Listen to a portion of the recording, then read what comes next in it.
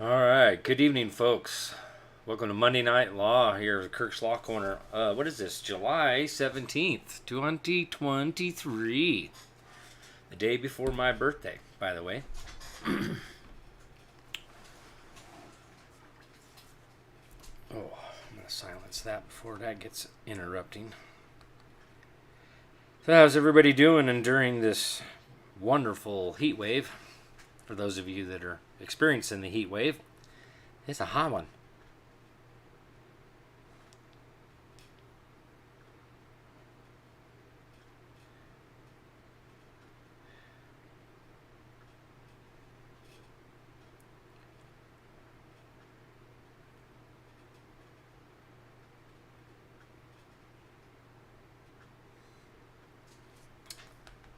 Oh, man. I tell you, this heat's wearing me out.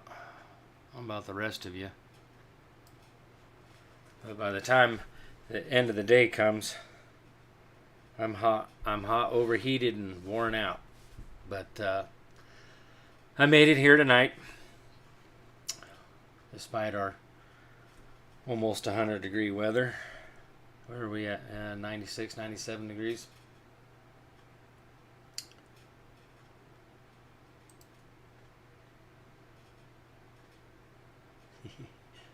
Thank you.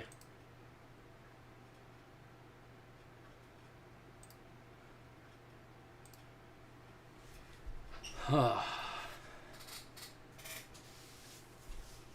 I hope everybody else out there is doing okay in this weather and getting by, just like the rest of us here. So I got some interesting stuff to go over tonight.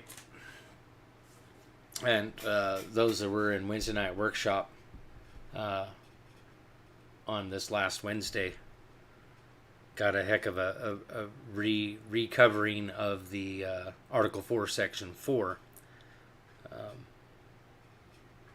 And something I had stumbled across that I've been thinking about in the Constitution is about the part of the Constitution there where it talks about the laws, or the law of nations. And I have not heard anybody talk about that one. And I'm going to touch on that just a little bit, but for the most part, I'm going to be talking about bills of attainder, the no titles of nobility, and going through that kind of stuff again, and kind of showing how we're all being human trafficked. And that's human trafficking part B.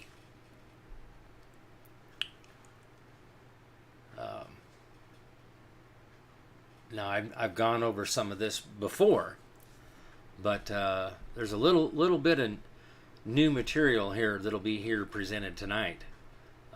Some stuff from Federalist papers, different from Wednesday night, by the way. But there's a lot to read and fully comprehend and understand out there. I mean, reading means reading. So we have to read, and there's no way around it. The only way around it is by following somebody like me, who actually pulls this stuff up and reads it verbatim, word for word, from the documents itself. And I'm not really aware of anybody else who does this kind of stuff from the actual letter of the law. A lot of people, there's a few people out there that go over code stuff, Code of Federal Regulations, United States Code. That's all fine and good, really. Not, but as you'll see tonight, again, how the code is the Roman civil law. It's not American law. And this is what we're being subjected to, these bills of attainder and bills of pains and penalties. So without further ado there, Diesel D's, Mark Bond, how you doing, brothers? I don't see Rob yet. Only 80 degrees in Chicago? Well, lucky you.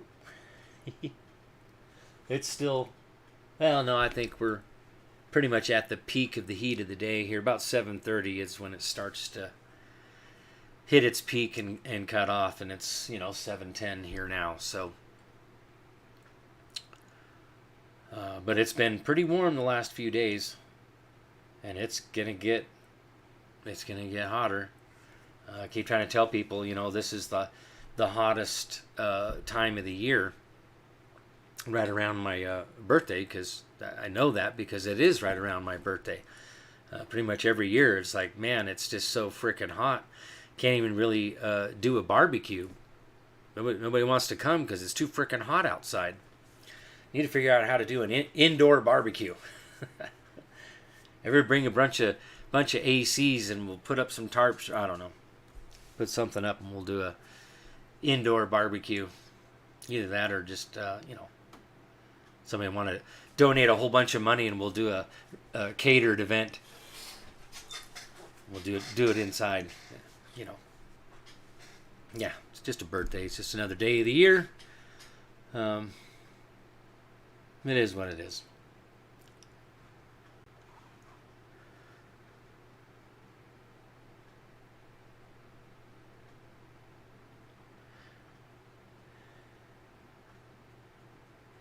Yeah, I get that, Mark, but it's still not the law. So why not just cite law instead of the code? Right? Because that's all part of the thing, is like when you use part of their code, it's like, well, yeah, it says ethics in government, and and it's not up to them to determine what's good for us to know and not to know, and the people don't yield their sovereignty to the agency so created. Why don't we just go back to the Constitution itself and go, well, wait a minute. Where does it say that we delegated personal jurisdiction over man and the private? In fact, that's the whole thing, which we're going to see. In part, is the whole purpose behind instituting government to begin with is to secure our God-given rights from infringements. And that's in the preamble of essentially every single state constitution. That is our state of being, grateful to Almighty God, that to secure the blessings of liberty from God, we do ordain and establish this Constitution. So fundamentally and principally, what is the intent of creating government to begin with? To secure these rights.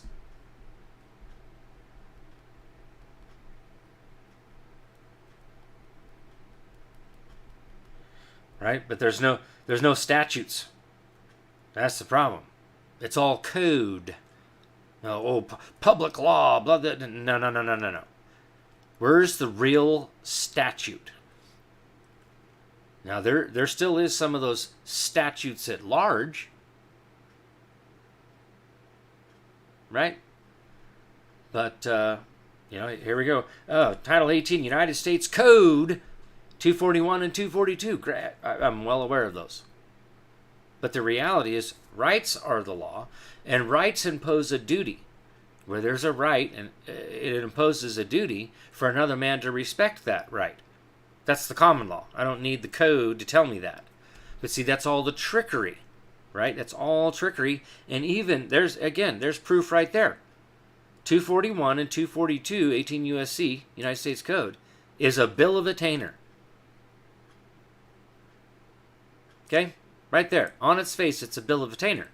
Because, as you will see, it promises an award before there's any kind of a accusation of a charge, what we call a charge, right, of a crime. And then 18 U.S.C. 3571 provides a financial punishment. So that's promising an award there before anybody does anything. It's just sitting there. That's what makes it a bill of attainder as a felony. Misdemeanors would be considered bills of pains and penalties, as we will see. So, again, what are the people going to do when the code, all of this code, goes away and we go back to the real common law? American common law, not the English common law, because we separated from Great Britain, right? That's part of the separation there in the Revolutionary War, the Lee's Resolution, to separate all political bands from Great Britain. Okay, that was July 3rd video. I went over all of those founding documents and laid it all out together so everybody can see how the Lee's Resolution, the Virginia Declaration of Rights, June 12, 1776, the Virginia Constitution, June 29, 1776, and the Declaration of Independence, July 2nd, 1776, goes together. That was in the Continental Congress. Okay? Everybody in the continent was there. And remember, Virginia being the first large territory, which encompassed a total of 7 of the colonies out of the 13 to begin with. So,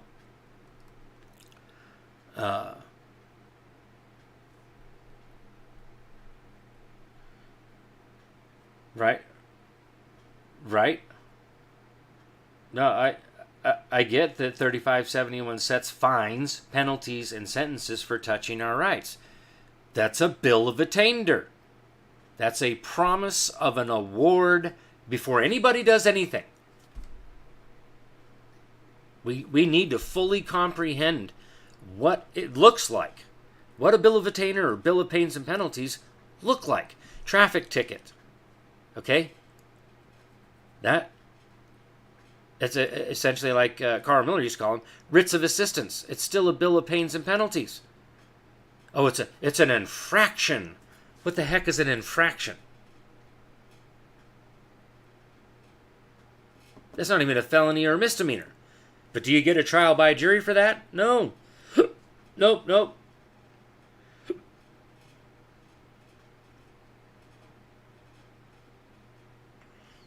Well, I'm going to blow some of the people's minds out here tonight because I'm seeing the comments already, and you're just not quite. You haven't seen the bigger picture here. You don't fully comprehend and understand that this is a fundamental alteration of our Republican form of government. It doesn't even belong here. And this is exactly what our founders were talking about in the Declaration of Independence, fundamentally altering our forms of government and subjecting us to pretended acts of legislation. They do not have the authority to make that legislation. They do not have the authority to convert us back into a monarchy and implement the Roman civil law, the code. Okay? It's foreign to our form of government. Doesn't belong here. United States Code, Idaho Code, Code of Federal Regulations, Uniform Commercial Code, Code. Everywhere you go is code. Worldwide now. Yeah, that's been part of the plan, right? So think about it. What are people going to resort to for law when the code goes away? You can't cite Title 18 United States Code 3571 for your fines because it no longer exists. What are you going to cite? Now, see, this is where, per the common law, you have to have an accuser, an injured party, and actual damages. And you have to prove your actual damages. Okay? That's the common law. But make no mistake, the common law is ruthless. It is very ruthless. So we're going to get into this, and you're going to see right on the screen, letter of the law. Okay? There you are, Brother Rob. Good to see you.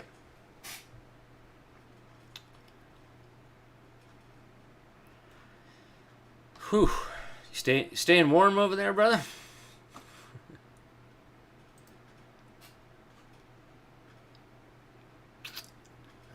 I'm not, just in case.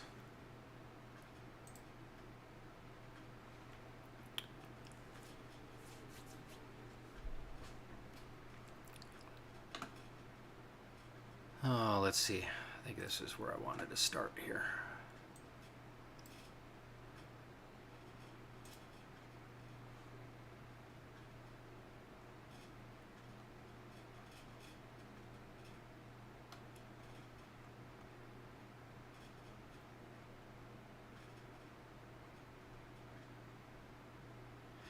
All right, so we're going to get into the Constitution here. This is Article 1. Go down here to Section 8. We'll start here. And these are powers being delegated to Congress. Okay.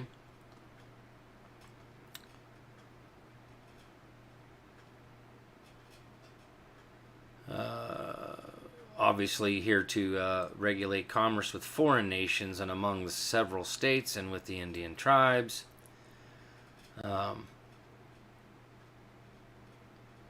provide for punishment of counterfeiting the securities and current coin of the United States. Gee, I wonder if the international banking cartel are getting busted for, and the Fed and the International Monetary Fund for counterfeiting money.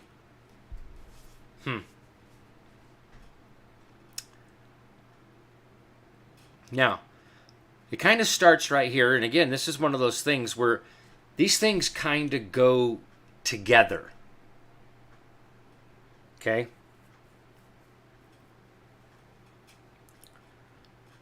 So we're going to start right here where it says constitute to. So Congress has the power to constitute tribunals inferior to the Supreme Court. Because now remember, in Article 3 only creates the Supreme Court. So, what are they?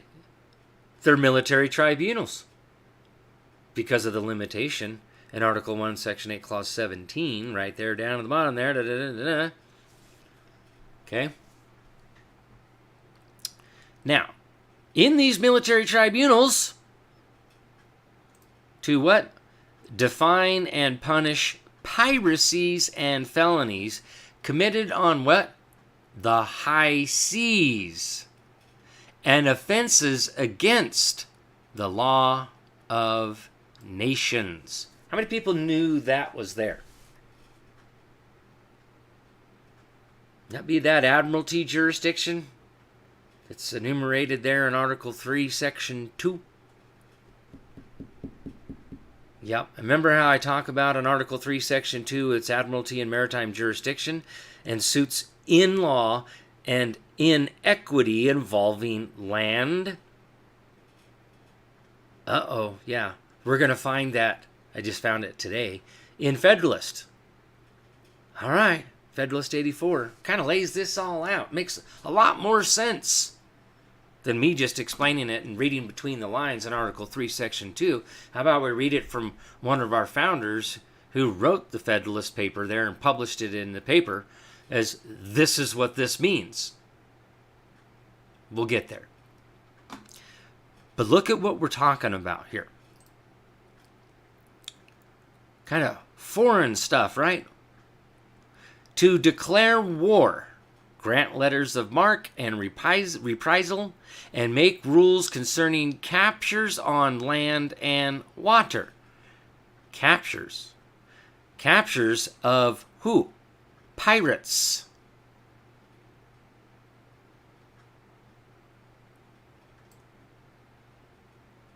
Not any old capture on the land, because a capture means they've come onto the land.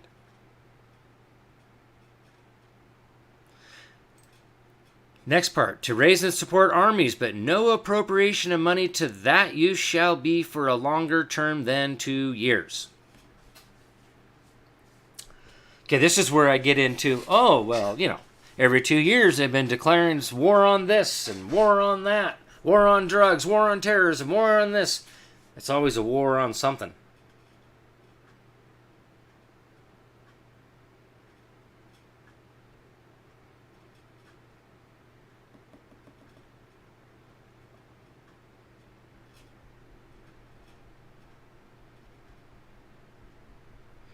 No, no. Comment out here on YouTube. No, because we're standing on the land makes us subject to the owner's rules. God made the land. Did man make the land? So whose land is it? Belongs to God. And if we read Genesis 1:26 through 28, God gave man dominion over the land, the air, and the water. So man has every right to inhabit and do whatever he wants on the land, in the air, and the water, so long as he does not trespass upon another man's rights. That's just a fact of law. Real law. The common law. So, again, when you read this down here, to exercise exclusive legislation in all cases whatsoever over such district, not exceeding 10 miles square, as may, by cession of particular states, and the acceptance of the current, become the seat of government of the United States, and to exercise like authority over all places purchased by the consent of the legislature of the state in which the same shall be, for the erection of forts, magazines, arsenals, dockyards, and other needful buildings. For what? For military purposes. That's it.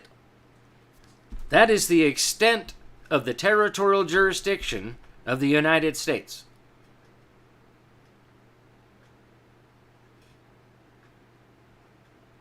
That district not exceeding 10 miles square, and military bases. Because that's pretty much it. And at the ports, them dock yards where the ships come to dock, and that are acting in commerce. That's that regulating commerce, foreign commerce. That's right.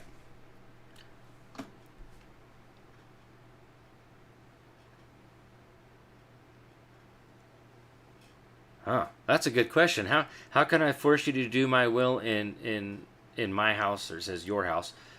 That's the thing. You can't.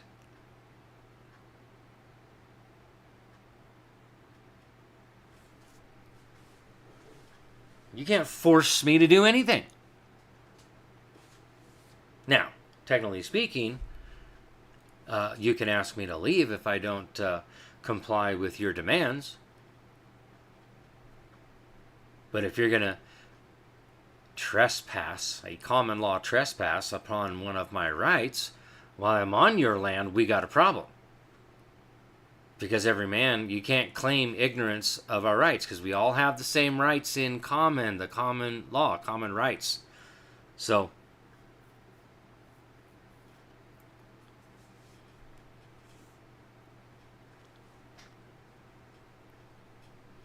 yeah, like I said, so as you do not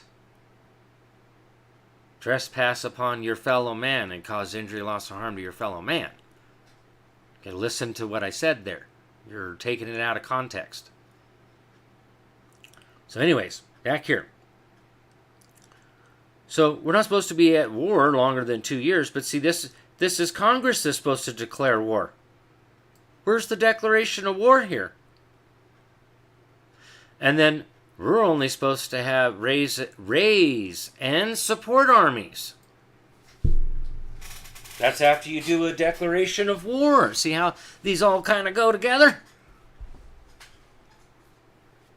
To provide and maintain a navy. Well, the navy would be out on the water. Yes.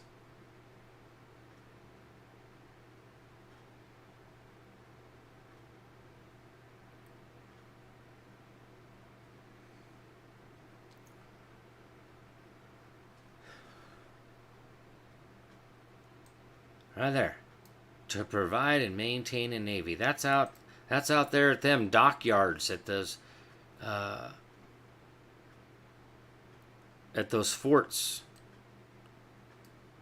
and a dockyard and any of those other needful buildings under the subject of war. Because doesn't that all have everything to do with war? Forts, magazines, arsenal, dockyards? I mean, aside from the dockyard itself, if we're going to talk about the docks itself, is for commerce. But here, in this instance, what we're talking about is for military purposes. Dockyards is for the Navy to dock their ships. Now, what does it say? To make rules for the government and regulation of the land and naval forces. Now, this is that Second Amendment part, that a well-regulated militia being necessary for the security of a free state, the right of the people to keep and bear arms shall not be infringed. Here it is. Congress is supposed to regulate the organized portion of the militia, either state or federal. Right there, that's what it says. To make rules for the government and regulation of the land and naval forces.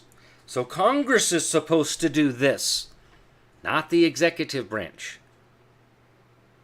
Now, for those of you that are, part of the National Assembly and the Assembly stuff, pay attention to this, because these are powers that properly belong to the legislative branch. Oh, what's the next one there? To provide for calling forth the militia to execute the laws of the Union. To execute the laws of the Union. Suppress insurrections and repel invasions. The legislative branch is supposed to do that?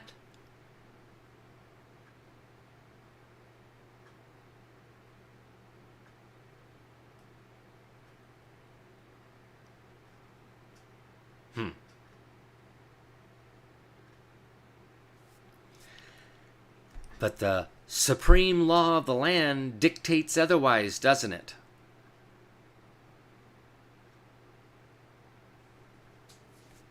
Now, when you read Article 4, Section 4, now you'll understand why the president, only acting as commander-in-chief, has these powers, because Congress has failed to assemble.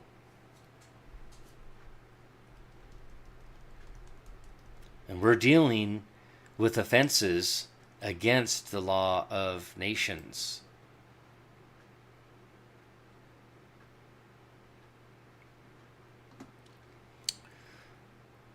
So, back to the providing for calling forth the militia. The unorganized by state or federal militia is the people themselves, which is why the right of the people to keep and bear arms shall not be infringed. What this actually means is that there is actually no legislative authority to make any legislation regarding the right to keep and bear arms, the right of the people. It's only supposed to be for what? Regulation of the land and naval forces.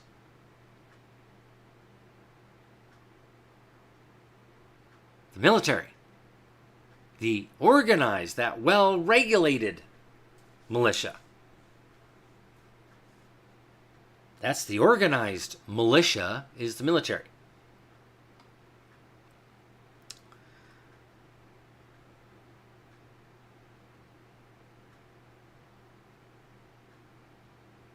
All right. So now, let's get into Article 1, Section 9, because this is limitations on federal.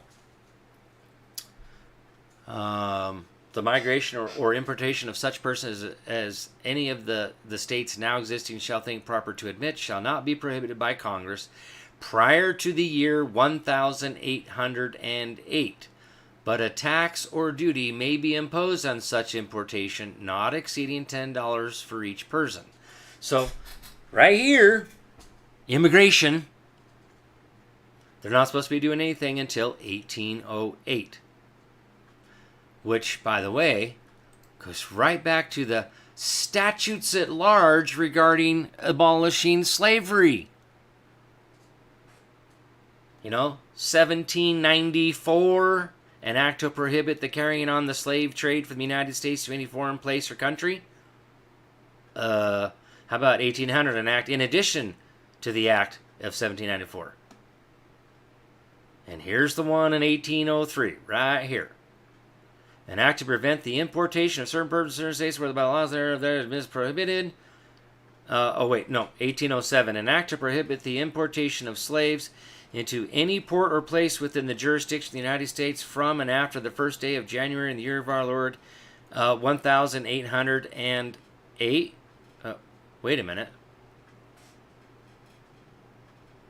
So, what was the Civil War about again? Yeah, I don't think it was quite about slavery in the sense of what we're thinking and talking about here, other than trying to enslave us all of mankind. Because see, these are the statutes at large. Real statutes. Which ties right in to that section right there.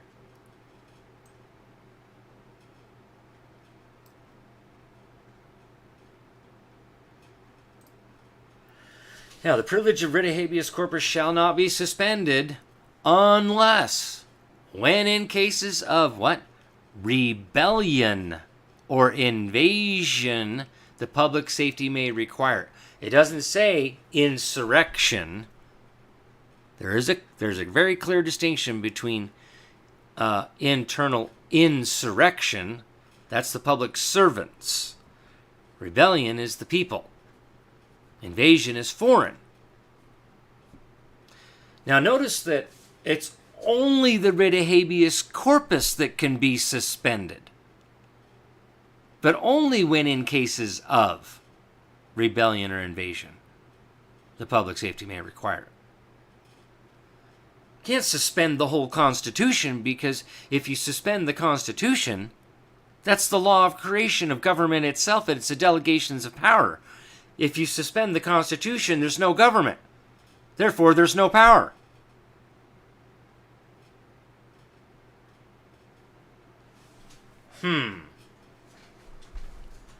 Gee, I don't know. If it's the law of creation, how does the servants themselves suspend the laws of their own creation? It's completely illogical. Right here. No bill of attainder or ex post facto law shall be passed. No capitation or direct tax shall be laid unless the proportion of the census or enumeration herein before directed to be taken. No tax or duty shall be laid on articles exported from any state. No preference shall be given by any regulation of commerce or revenue to the ports of one state over those of another. See the limitation in regulating commerce is at the ports?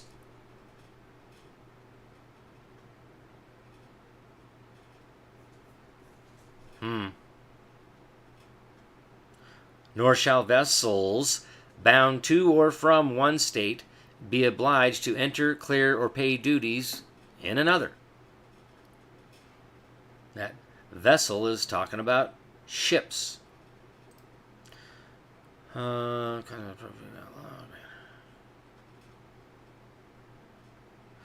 this is a good one. No money shall be drawn from the treasury, but in consequence of appropriations made by law, and a regular statement and account of receipts and expenditures of all public money shall be published from time to time. Interesting. But here's one of my favorites. No title of nobility shall be granted by the United States. Full colon. Full stop. None. No title of nobility should be granted by the United States. That is a prohibition, period.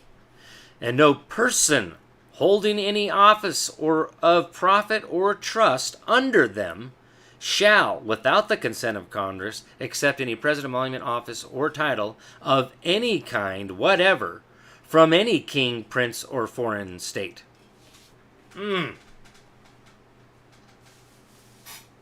Imagine that.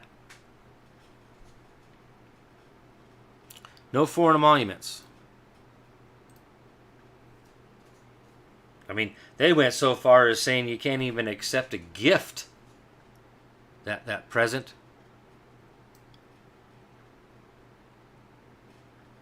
Remember, they tried to use that against Trump. You can't accept that. All right, so this goes to the state here. No state shall enter into any treaty, alliance, or confederation, grant letters of marque and reprisal, coin money, emit bills of credit, make anything but gold and silver coin attainder in payment of debts, pass any bill of attainder. So, that is prohibited, both state and federal. No bills of attainder. Ex post facto law or law impairing the obligation of contracts or grant any title of nobility. So the states can't grant a title of nobility either.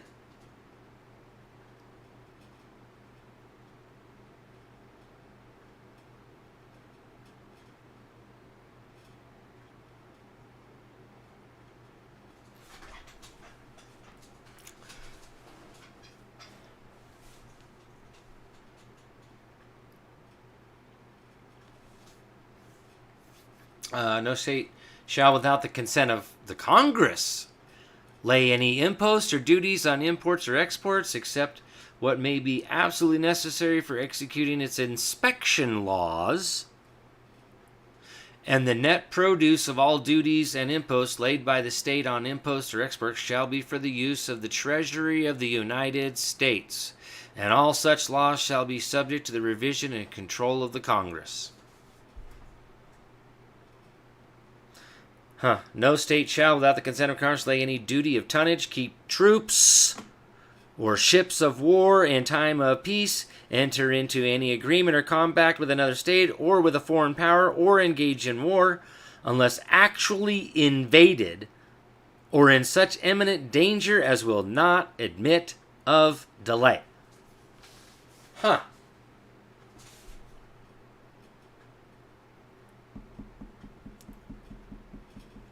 Well, I'll be darned. We're not even supposed to have armed bodies of men in the states.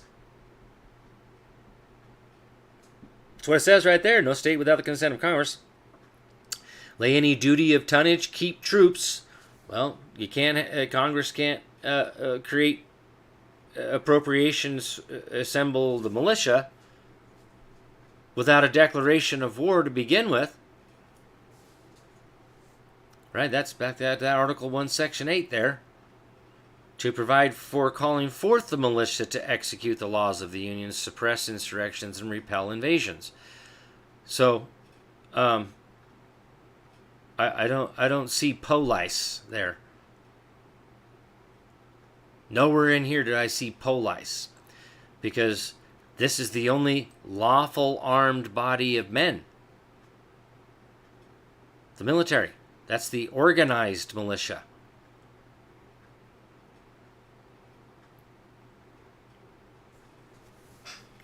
All right.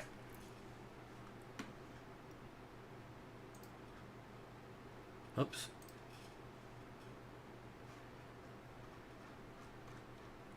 Now, I have to go down a little bit of a rabbit hole here, because I'm going to go back to Bouvet's Law Dictionary. Bouvet's Law Dictionary, 1856 here. What is a bill of attainder? Well, that's legislation, comma, punishment, period. Any legislation that says if you do this, here's a punishment, is a bill of attainder, an act of the legislature by which one or more persons are declared to be attainted and their property confiscated. Now remember, property is an aggregate of guaranteed rights.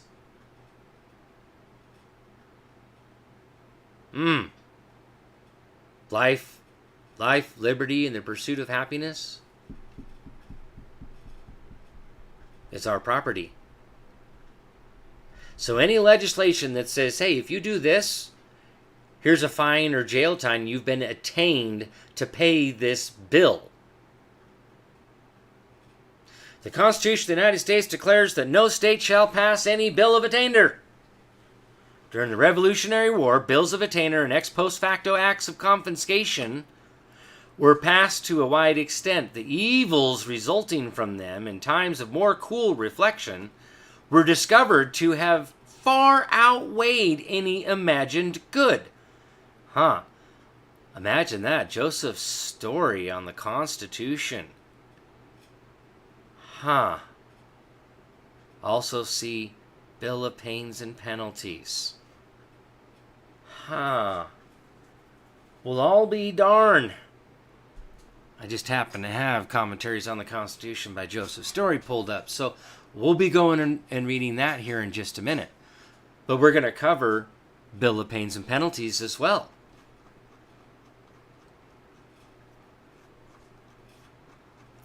We're just going to scroll down here a little bit.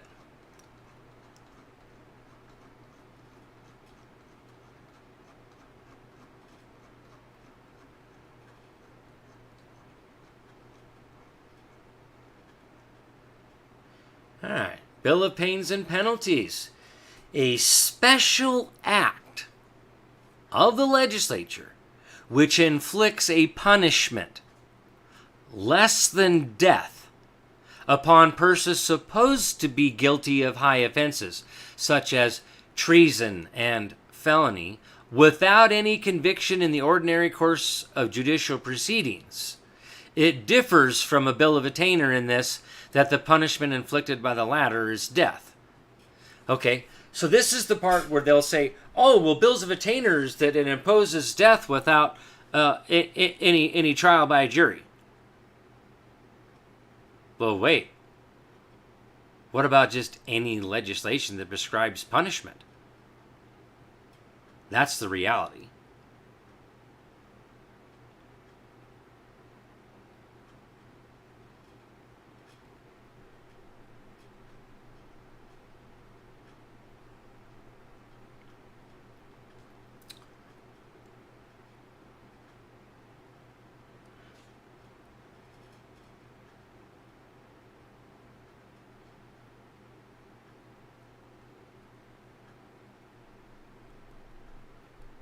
Right? Yep. Let's see. The Constitution of the United States provides that no bill of attainder shall be passed. It has been judicially said by the Supreme Court of the United States that a bill of attainder may affect the life of an individual, or it may confiscate his property, or both. May affect the life of an individual, or may confiscate his property, or both. In the sense of the Constitution, that it seems that bills of attainder include bills of pains and penalties. Joseph's Story in the Constitution, subsection 1338. Again, you've been attainted to pay this bill. Now, let's go look at that Esquire, because that's one of those ones that we want to look at here.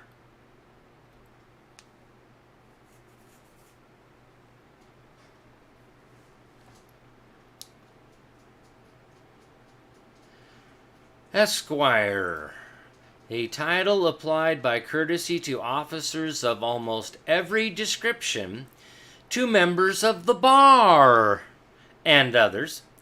No one is entitled to it by law, and therefore it confers no distinction in law. Huh. No one is entitled to it? In England, it is a title next above that of a gentleman and below a knight. Camden reckons up 4 kinds of esquires, particularly regarded by the heralds. The eldest son of the knights and their eldest sons in perpetual succession. The eldest sons of the younger sons and peers and their eldest sons in like perpetual succession. Esquires created by the king's letter patent or other investiture and their eldest sons. Esquires by virtue of their office as justices of the peace, and others who bear any office of trust under the crown.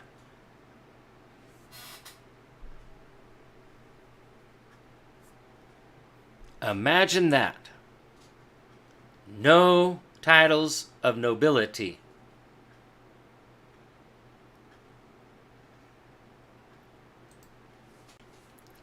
No one is entitled to it by law, and therefore confers no distinction in law. Doesn't belong in our form of government here.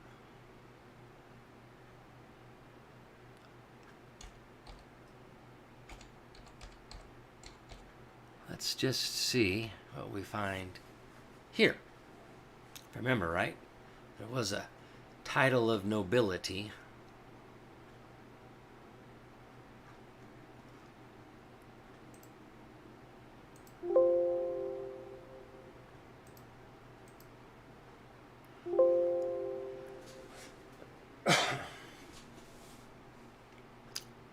Oh, maybe not. Thought I had something on that.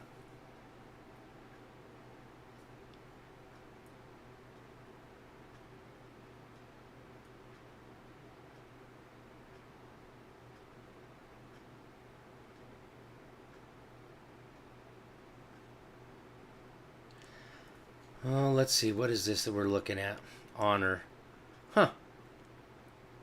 In England, when a peer of Parliament is sitting judicially in that body, his pledge of honor is received instead of an oath. And in courts of equity, peers, peeresses, and lords of Parliament answer on their honor only. But the courts of common law know no such distinction. It is needless to add that as we are not encumbered by a nobility, there is no such distinction in the United States, all persons being equal in the eye of the law. Not my opinion here, folks. These are facts. Here's the evidence to support it. Doesn't belong here. We're all supposed to be equal.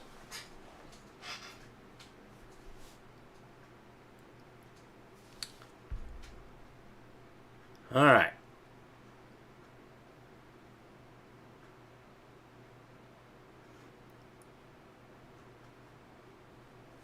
Now we have to go back down here, to, which we're close to anyways.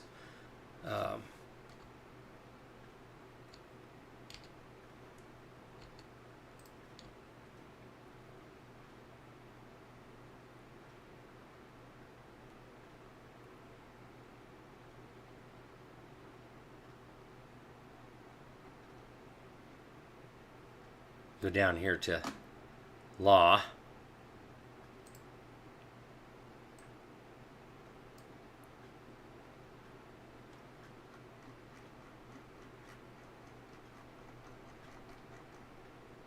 JK.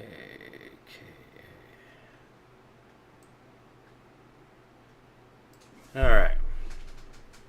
See, even the canon law. The canon law is a body of Roman ecclesiastical law relative to such matters that the church either has or pretends to have the proper jurisdiction over. See, we're not even supposed to have ecclesiastical law here. Now when we get into that law civil, right? Here we go.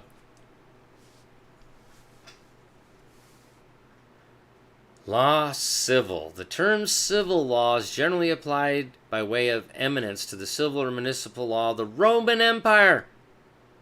Without distinction is the time when the principles of such law were established or modified. Clear back to, like 400 BC.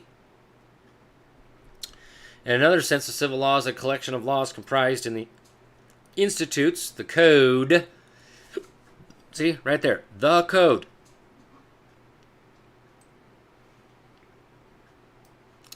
And the digest of the Emperor Justinian and the novel constitutions of himself and some of his successors.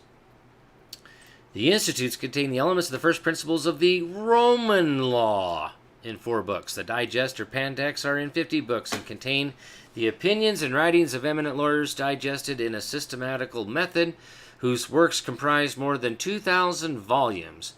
The new code, or collection of imperial constitution in 12 books, which was a substitute for the Code of Theodosius, the novel or new constitutions posterior in time to other books and amounting to a supplement to the Code, containing new decrees of successive emperors as new questions happen to arise. These form the body of the Roman law, or corpus juris civilis, as published about the time of Justinian.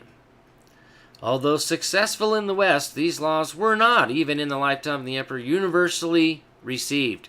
They were not universally received.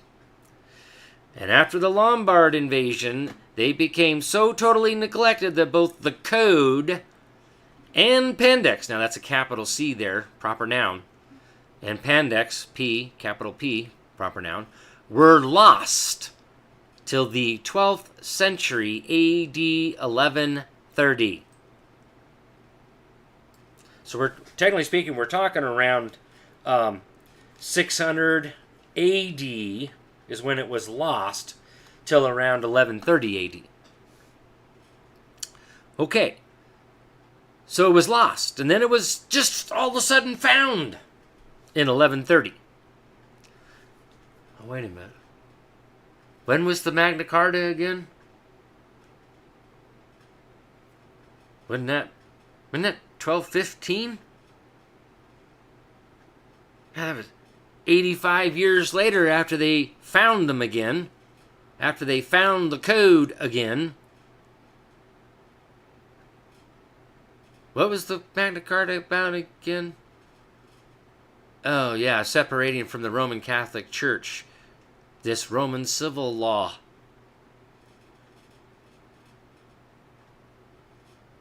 That was the first actual revolution there. Now, there were many different revolutions throughout history. It's the same thing over and over again, folks. It really is. When it is said the Pandex were accidentally discovered at Amalfi, and the Code at Ravenna, but as if fortune would make an atonement for her former severity, they have since been the study of the wisest men and revered as law by the politest nations. But although successful in the West, these laws were not, even in a lifetime of the emperor, universally received.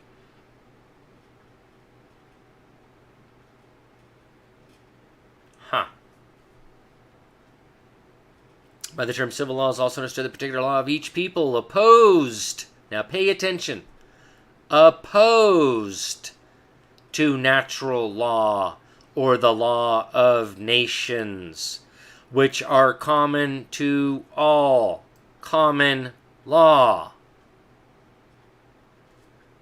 Wait a minute.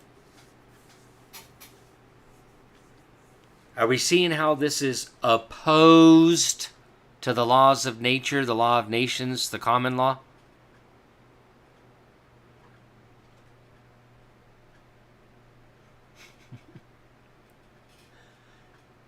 Did you see that one, Rita? When I see police, I see Roman soldiers. That's what this is, right? I saw you do something, and the king says you can't do that, and you got to pay a tax, a fee, a fine. Well, that's a bill of attainder, bill of pains and penalties. You can't do that. That's fine.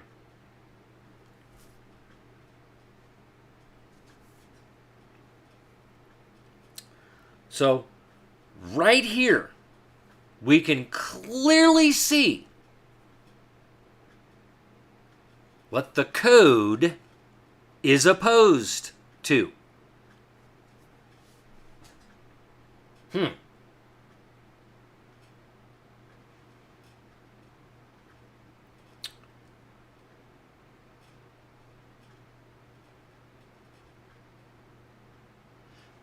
Tim over here on Telegram, what about it using all persons and not all men? See, there again, persons, when we're referring to persons, there is the corporations and stuff, men acting in commerce. Okay, it's already supposed to be universally known that man is created free and independent and equal. In the eyes of the law, which we just read, we're all equal. Okay? But man is supposed to be in the private, like seriously, has nothing to do with government. This is more about government type stuff. So they're going to use the word person sometimes, unless you're specifically talking about the laws of nature, which doesn't have anything to do with constitutions, doesn't have anything to do with anything, because none of that applies. Everything that's made by man doesn't apply to man. Right? You know, going back to some of the over here on, I think it was YouTube, what about me forcing some man on my own, on my own property to do something? I can't do that. We're not supposed to use force and violence against our fellow man. Now, I can ask them to leave.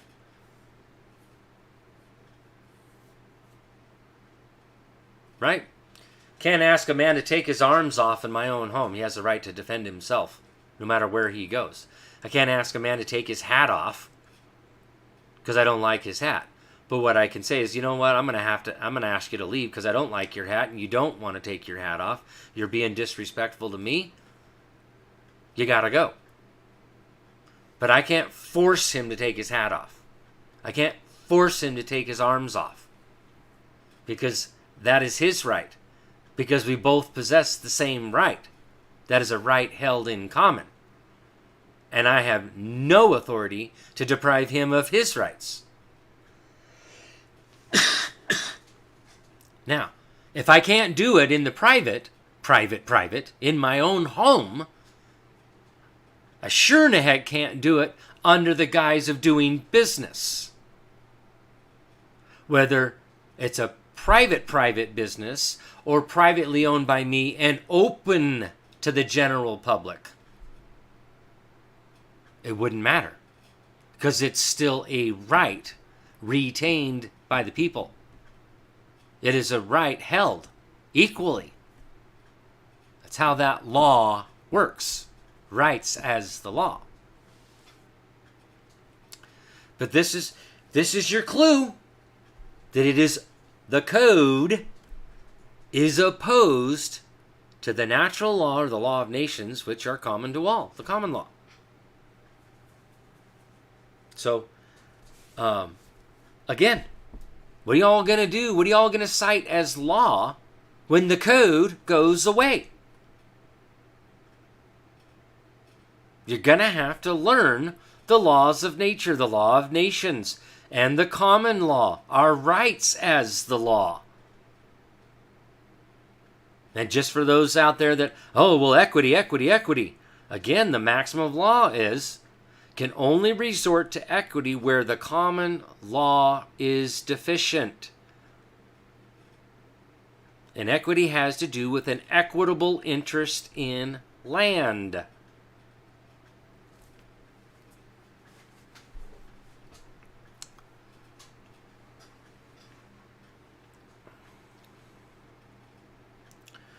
Civil law is also sometimes understood as that which has emanated from the secular power opposed to the ecclesiastical or military. Sometimes by the term civil laws meant those laws which relate to civil matters only. And in this sense, it is opposed to criminal law or to those laws which concern criminal matters. Now, see, even right here in 1856, they're changing it up. Because technically speaking, this is why it says we have the right to demand the nature and cause of action. Is this civil in nature or criminal in nature? Because the process is the same. If it's civil in nature, you still have the right to a trial by a jury, but it only takes 3/4 of the jury to give consent.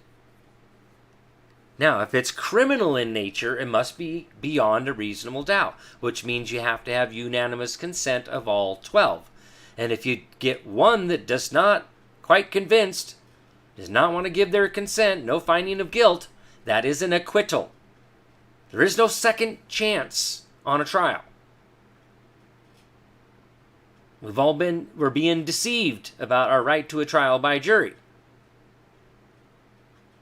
No double jeopardy. No man can be put in jeopardy twice for the same thing. You can't, it's a hung jury because there was one that just wouldn't give their consent for finding of guilt, and it has to be unanimous. Yeah, you're right. Unanimous to find guilt, to give their consent to find them guilty. But the principle is beyond a reasonable doubt, which means you have to get consent from all 12. A man does not have to prove his innocence. He does not have to have unanimous consent of a jury of 12 men saying, yeah, he's not guilty, he's innocent. No, that's not how that principle works. That beyond a reasonable doubt standard works one way. Because a man is innocent until proven guilty. A man does not have to prove that he is innocent. That burden of proof is on the accuser. And to seek permission from 12 men for finding of guilt, for consent. And if all 12 of them do not give their consent, that doesn't meet the beyond a reasonable doubt standard, and that is an acquittal. That's it. We're done. Now, here we go, number 7 here. Judge Swift, in his system of laws of Connecticut, prefers the term civil law to that of municipal law. He considers the term municipal too limited in its signification. He defines the civil law to be a rule of human action adopted by mankind in a state of society. No. No, that's what the common law does. This isn't adopted by mankind. Or prescribed by the supreme power of the government. Well, the supreme power of the government is the people. Because all political power is inherent in the people. There is no supreme power in the legislative branch or executive branch or judicial branch. That supreme power belongs to the people. Requiring a course of conduct not repugnant to morality or religion, productive of the greatest political happiness and prohibiting actions contrary thereto, and which is enforced, pay attention, by the sanctions of pains and penalties. Oh, just can't get any clearer than that.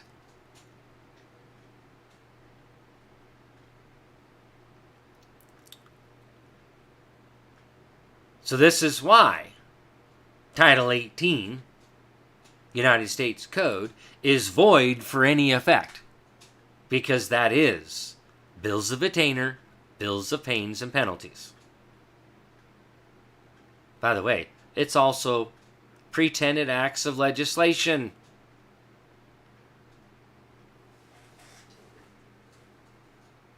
Uh-oh. So, again, this is the reason why this is a fundamental alteration to our Republican form of government. This is back to how the monarchy works. We're not a monarchy here. We're a republic. We're not a democracy. We're a republic.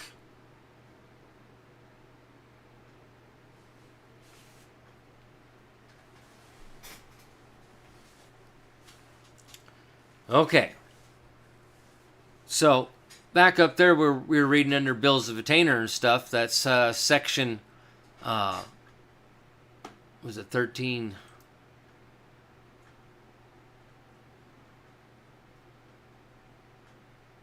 1343, I think it was, or 1334, and then 1367. So in reading this up here, let's go back. Come on, being slow. I found some really good stuff right here.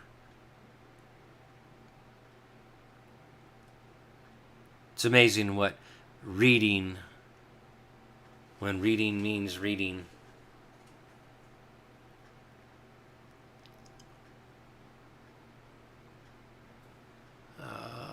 Did I pass it? The head of the section.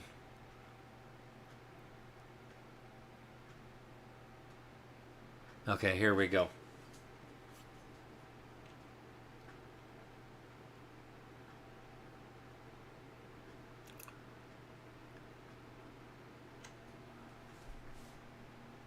Oh, you know what we need to do?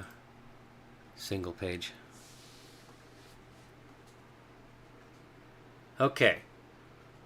So this is Book 3, Chapter 32, Prohibition on the United States. And this is the Commentaries on the Constitution by Joseph Story. Prohibitions on the United States. Now, what it's saying here is that there's some stuff that was reviewed earlier, but nonetheless, good to go. This is subsection 1325 here. Having finished this review of the powers of Congress, the order of the subject next conducts us to the prohibitions and limitations upon these powers, and which are contained in the 9th section of the first article. Gee, what we were just covering there? Article 1, Section 9. Some of these already been under discussion and therefore will be pre-terminated. The first clause that follows the migration importation, so we're going to skip that. Corresponding clause, the draft of the Constitution, these words, no tax or duty shall be laid on the migration or importation of such persons, several states, prohibited.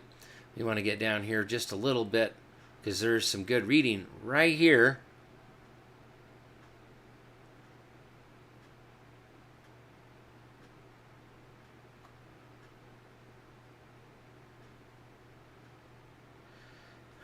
Let's see, it is to the honor of America that she should have set the first example of interdicting and abolishing the slave trade in modern times.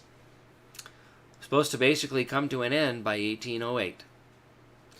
It is well known that it constituted a grievance of which some of the colonies complained before the Revolution, that the introduction of slaves was encouraged by the Crown, and that prohibitory laws were negatived.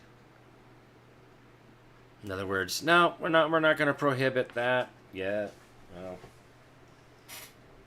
a lot of people don't realize that that was in the proposed Constitution of June 29, 1776, the first real Constitution. It was in the proposed to abolish slavery. Period. Bam. Done.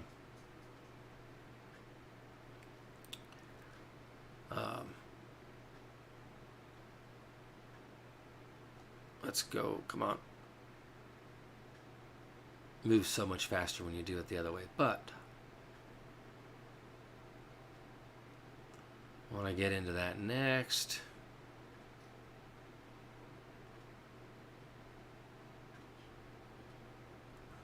That next section. Because there's some really interesting stuff here.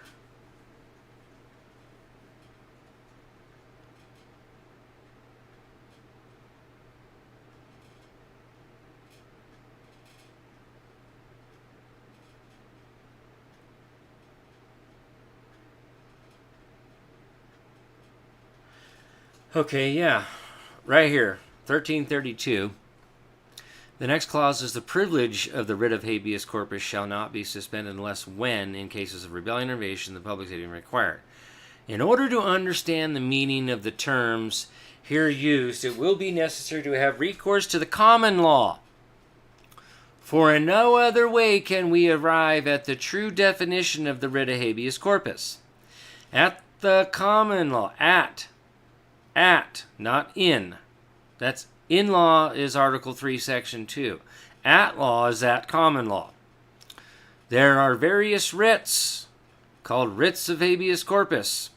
So there are various writs at the common law, like writ of prohibition, writs of error, writs of mandamus. Those are common law writs, and the common law dictates because they're common law writs. They're from the common law, not from the code. They don't come from rules of procedure because it comes from the body of law known as the common law. So, but the particular one here spoken of is the great and celebrated writ used in all cases of illegal confinement, known by the name of writ of habeas corpus ad subjectandum, directed to the person detaining another and commanding him to produce the body of the prisoner with the day and cause of his caption and detention. Ad facindum, subjectandum, ad sectandum, to do, submit to, and receive whatsoever the judge or court awarding such writ shall consider in that behalf. It is therefore justly esteemed the great bulwark of personal liberty, since it is the appropriate remedy to ascertain whether any person is rightfully in confinement or not, and the cause of his confinement. And if no sufficient ground of detention appears, the party is entitled to his immediate discharge. Now, I have actually heard of somebody being successful on a writ of habeas corpus and was immediately released right there in the courtroom. They didn't take him back to the jail. So, when properly used, it can be done. This writ is most beneficially construed. And beneficially construed. It's supposed to benefit us, right? And is applied to every case of illegal restraint, whatever it may be. For every restraint upon a man's liberty is, in the eye of the law, an imprisonment. Wherever may be the place, or whatever may be the manner in which the restraint is effected. You don't actually have to be incarcerated.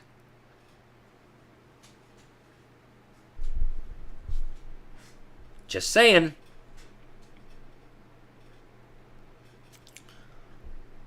Let's see. Consider that there's two Blackstone's Commentaries on the Law, subsection 131. That's volume 3 of 131. Number 3 there is 2 Kent Commentaries, Lecta, don't even know what that one is. Rob, you're all over that one. Whatever that is.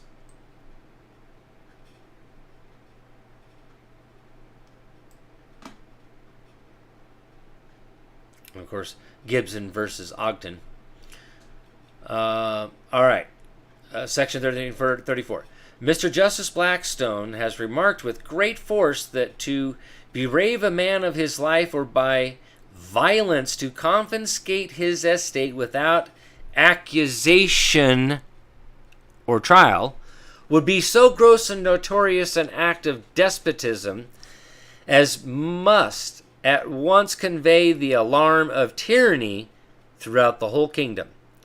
But confinement of the person by secretly hurrying him to gaol, jail,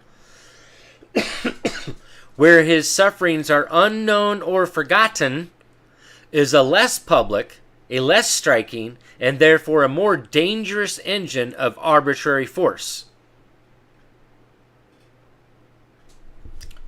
So, Blackstone's talking two different ways of this writ of habeas corpus. Just by to berate a man of his life, or by violence to confiscate his estate without accusation or trial, would be so gross and notorious an act of despotism as must at once convey the alarm of tyranny throughout the whole kingdom.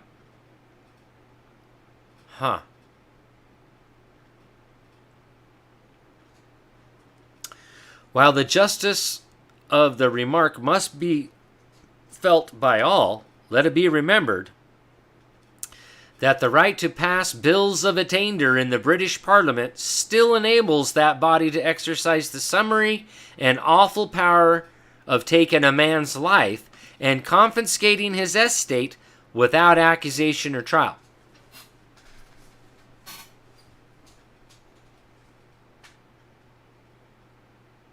You paying attention, folks? Roman civil law, the code, bills of attainder.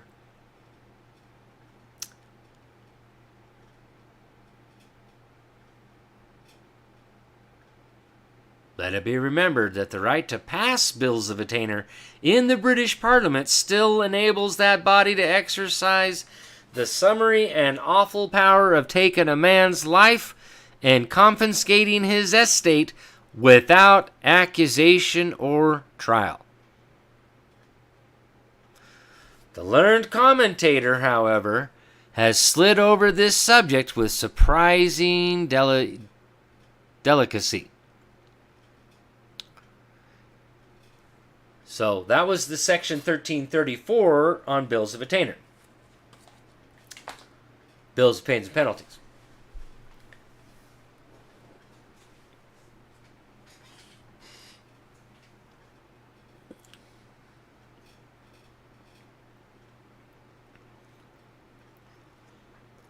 Let's see.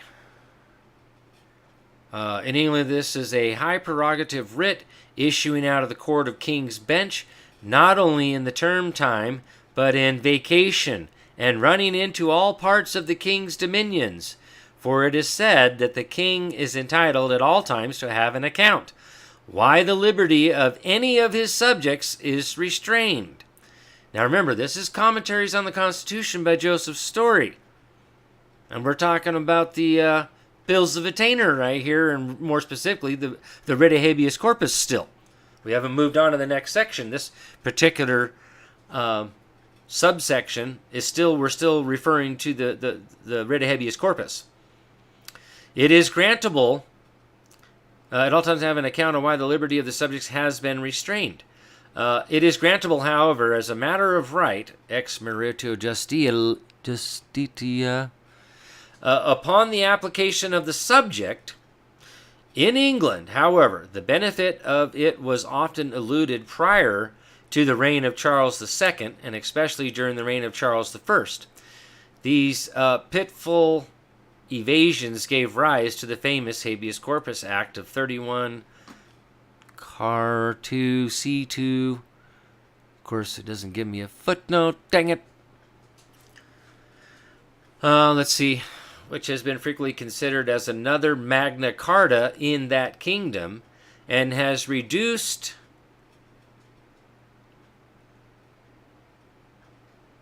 the general method of proceedings on these writs to the true standard of law and liberty. Okay, what's number 1 for a footnote here?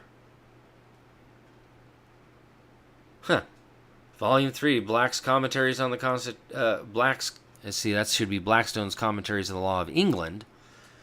And then you got section 135 and 136.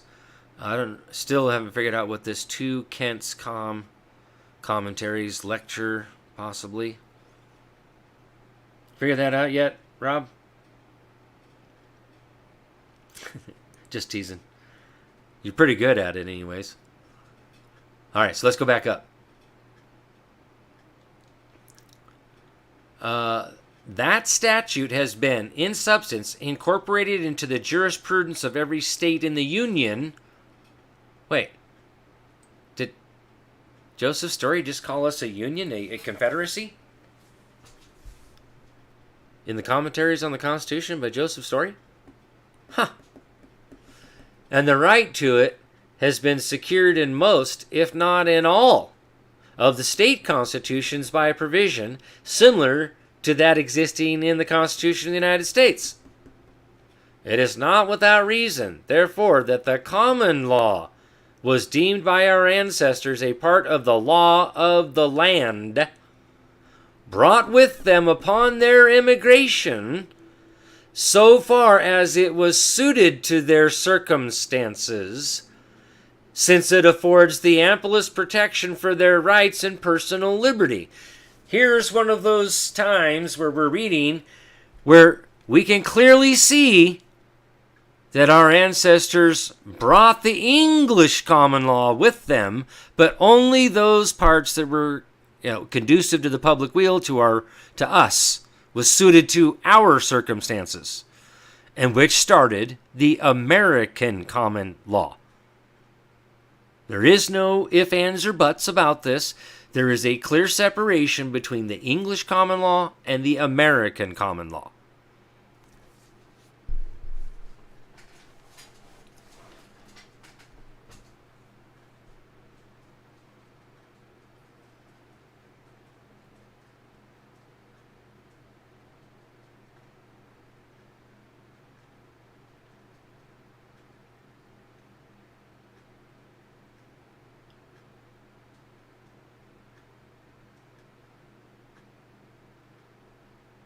Interesting. Yeah. That's a good post over there. Let's see. It is not without reason, therefore, that the common law was deemed by our ancestors as part of the law of the land, which is, again, sometimes we'll say common law of the land, but technically speaking, a statute or the Constitution is more like statutory law because it's created by men.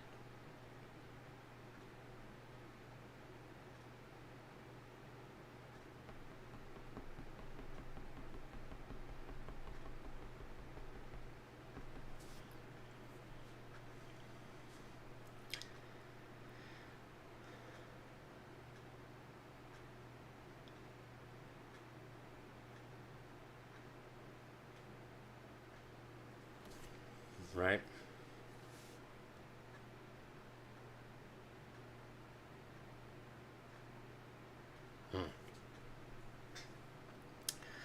See, then we have comments like this. Oh, they certainly did not accept, read, or entertain one in Tyler, Smith County, Texas. Well, did you do what properly? And did you go all the way to the Supreme Court with it? Because if you tried to take it to your district court, because all writs are supposed to go to the Supreme Court. That's that original jurisdiction.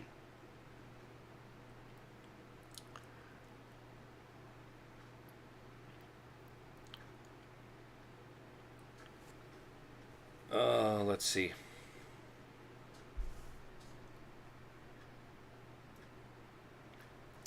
Brought with them upon their immigration so far it was suited to their circumstances, since it affords the amplest protection for their rights and personal liberty. Congress have vested in the courts. Now pay attention here, folks. Congress have vested in the courts of the United States full authority to issue this great writ in cases falling properly within the jurisdiction of the national government. Oh, that's not the one part that I was thinking. There's another part in here where it talks about Congress is supposed to pay the bill there. I can't wait to get to that part. It is obvious, now we're going into 1336 here. It is obvious that cases of peculiar emergency may arise, which may justify, may even require the temporary suspension of any right to the writ. But, as it has frequently happened in foreign countries, and even in England, that the writ has, upon various pretexts and occasions, been suspended, whereby persons apprehended upon suspicion have suffered a long imprisonment, sometimes from design, and sometimes because they were forgotten, the right to suspend it is expressly confined to cases of rebellion or invasion, where the public safety may require it. Okay, what we're talking about there is this: are they an actual threat of violence to society?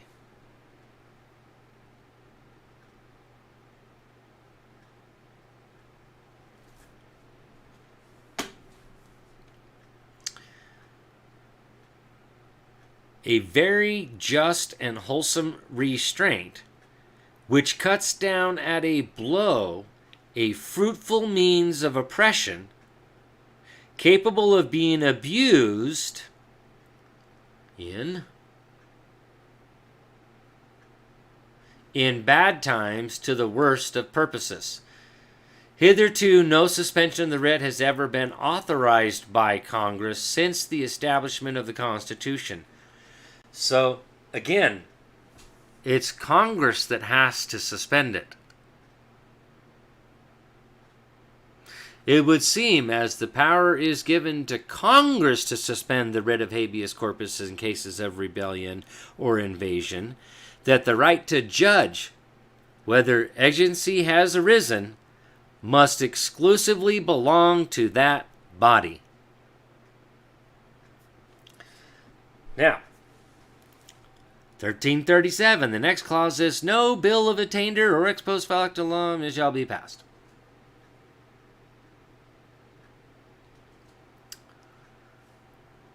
Now, if I remember right here, or was it the one above? Uh-oh.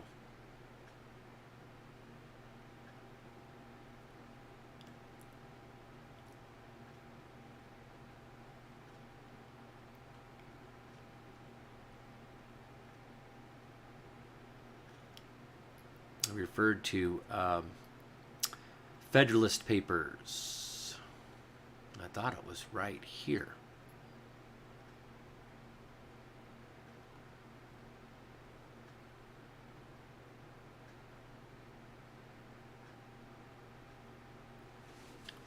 All right. I know it was right here that I found that. Referring to the Federalist papers here. And I thought it was the section 1334.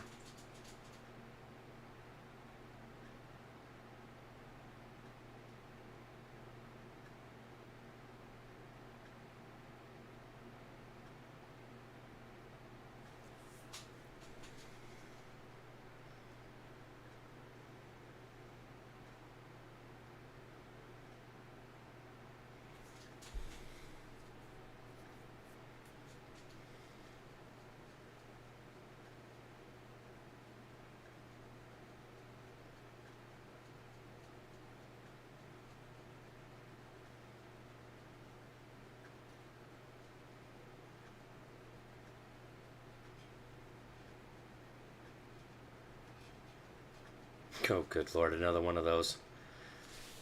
Thinks the common law is stare decisis. Okay. Well, you ready to have your opinion there shut down? Because go ahead and explain to me. Let's go to the Bill of Rights there. Explain to me if the common law is stare decisis, judicial decisions, declarations, and sometimes based on statutes at large. Explain to me what Article the 7th of the Bill of Rights says. In suits at common law, where the value in controversy shall exceed $20, the right to a trial by jury shall be preserved, and no fact tried by a jury shall be otherwise re-examined in any court of the United States than according to the rules of the common law. Okay, I guess this is a suit at case law. I guess this is a suit at statutes, a suit at declarations. No. No. That's not what the common law is. Rights as the law, which comes from the French word droit. Rights and law are synonymous. And the common law is the law, rights as the law that are common to all, like the laws of nature and the law of nations. That's what they want us to believe, that the common law is judicial decisions. But I can't seem to find anywhere in the Constitution where it says that the judicial branch has the power to make law.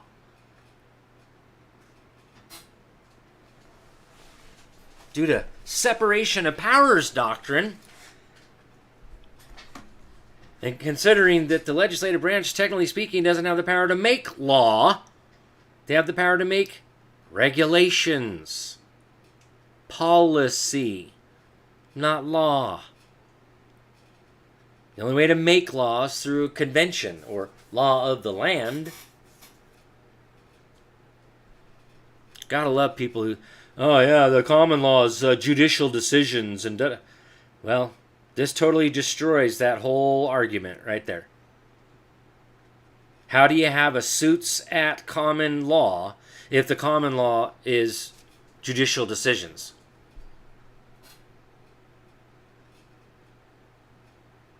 Makes no sense. Either we have these rights or we don't. We don't need the judicial branch to tell us that yes and no, that we do or do we don't have these rights.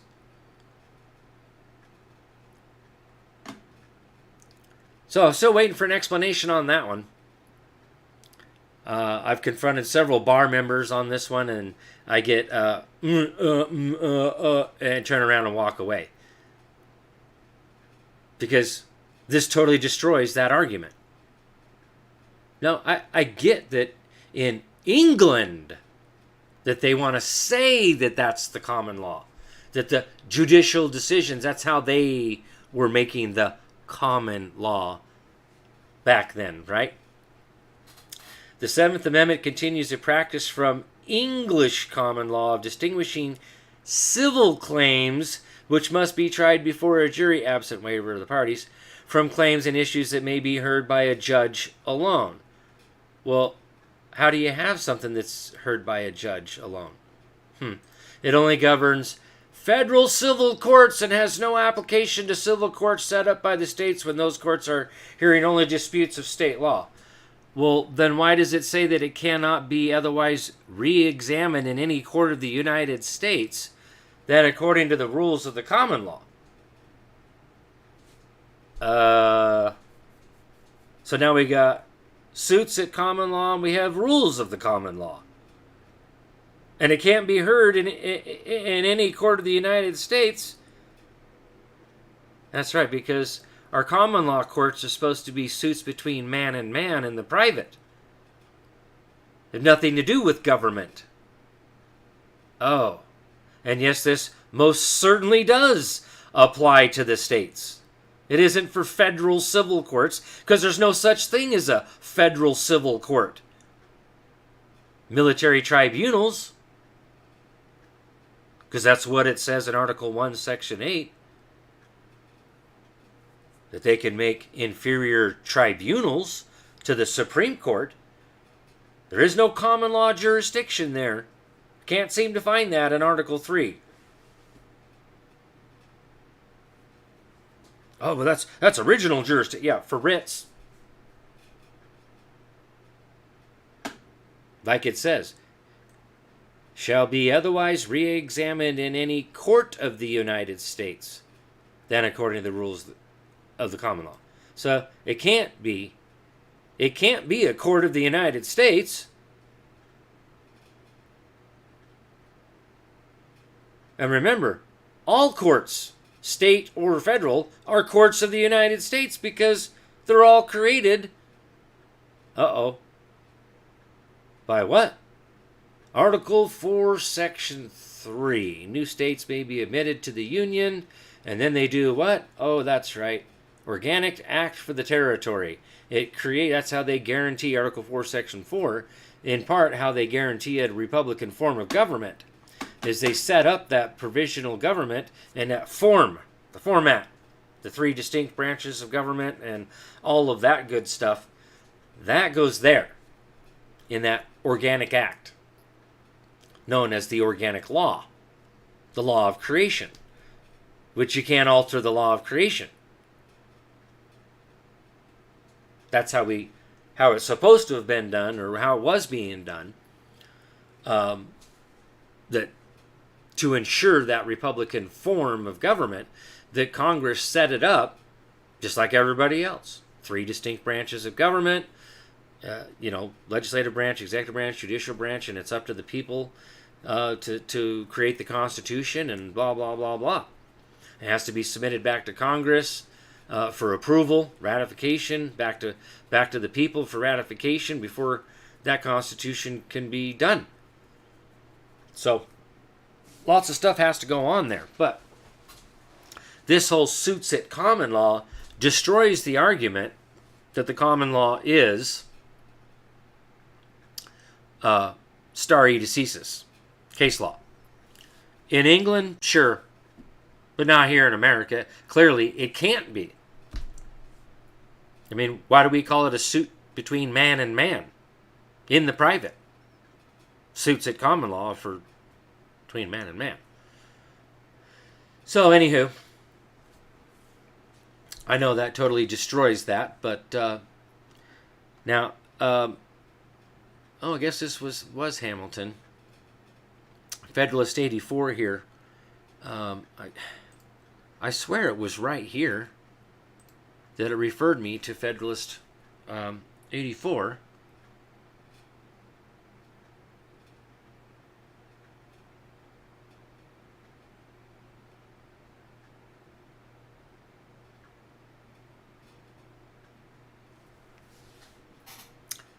All right, back down here. 1338 Bill of Attainder, technically called, or such special acts of the legislature as inflict capital punishments on persons supposed to be guilty of high offenses such as treason and felony without any conviction in the ordinary course of judicial proceedings. If an act inflicts a milder degree of punishment than death, it is called Bill of Pains and Penalties.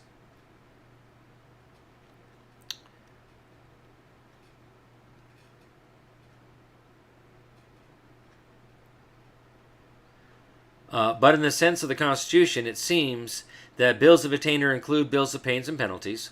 For the Supreme Court have said, a bill of attainder may affect the life of an individual or may confiscate his property or both. In such cases, the legislature assumes judicial magistracy, pronouncing upon the guilt of the party without any of the common forms and guards of trial, and satisfying itself with proofs when such proofs are within its reach, whether they are conformable to the rules of evidence or not.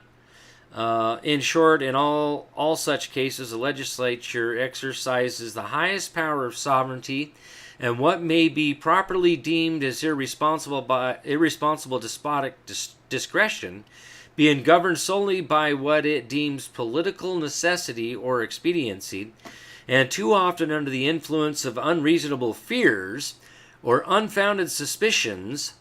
Such acts have been often resorted to in foreign governments as a common engine of state.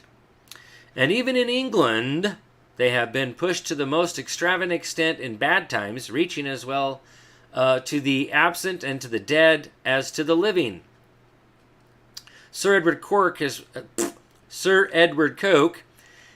has, and I think it's Cook, has mentioned it to be among the transcendent powers of Parliament that an act may be passed to attaint a man after he is dead. And the reigning monarch, who was slain at Bosworth, is said to have been attainted by an act of Parliament a few months after his death, notwithstanding the absurdity of deeming him at once in possession of the throne and a traitor. The punishment has often been inflicted without calling upon the party accused to defend himself, I think.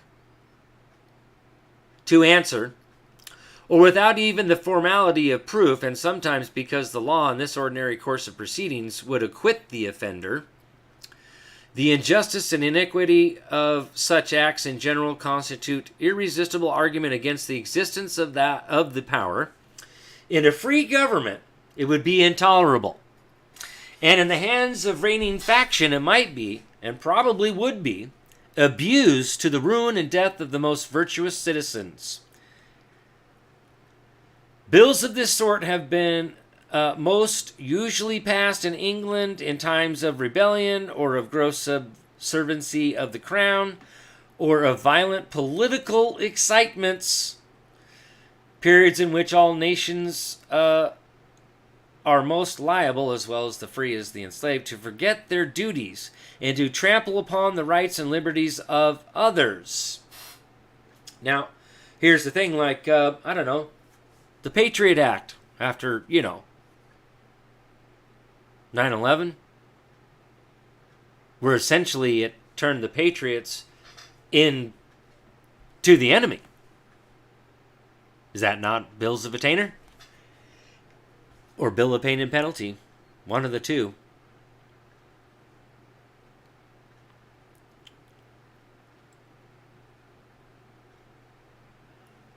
Of the same class or ex post facto laws? Okay. So I'm going to go down to... I swear that was right there, though. Where it took me to Federalist 84.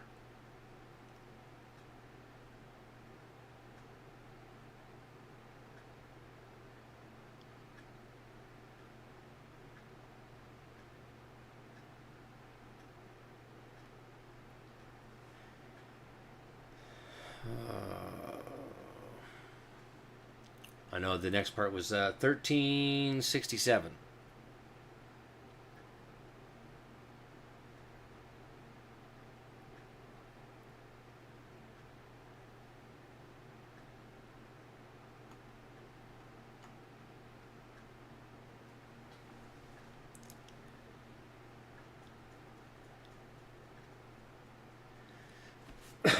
Well, before we get there, let's take a look at this. No title of nobility shall be granted by the United States. Now, this is subsection 1344. So this is volume 3.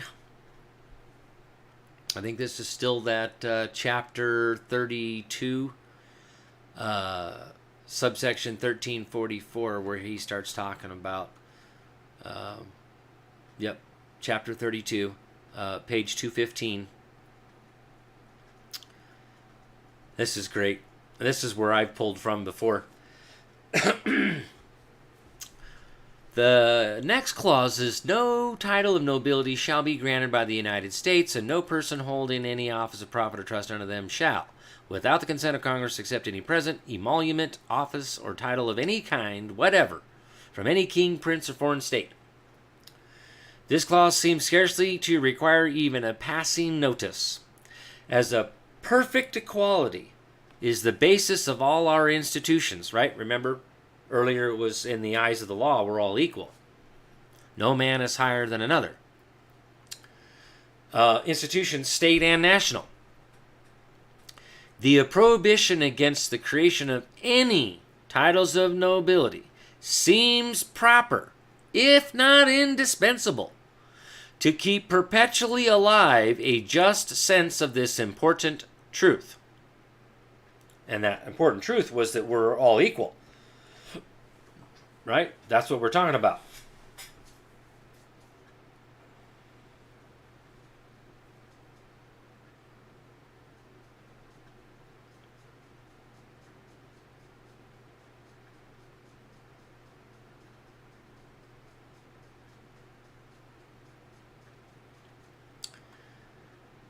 All right.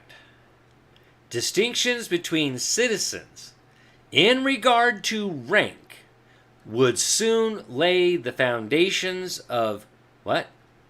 Odious claims and privileges, and silently subvert the spirit of independence and personal dignity which are so often proclaimed to be the best security of a Republican government.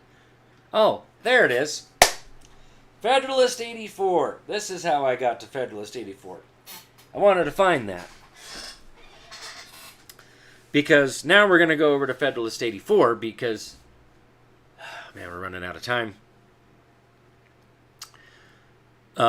Federalist 84 is mind-blowing here. Even though it was written by, Hamilton, Alexander Hamilton, who was a traitor. He was an insider.